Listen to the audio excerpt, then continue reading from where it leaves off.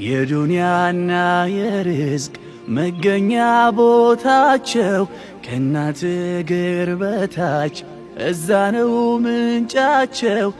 በጉብዝናዋ ወቅት እንዳሳደገች ራሷን አሳልፋ ላንተ እንደሰጠች ፍቃዷን የሞላ እናቱን አክባሪ ክብር ይቸረዋል ከአላህ ከፈጣሪ። ከእናት እግር ስር ናት የጀነት መገኛ በአላህ የመወደድ ትልቅ የመሆኛ። ኡማ ደጌ ክብሬ ናት ማረጌ ኡሚ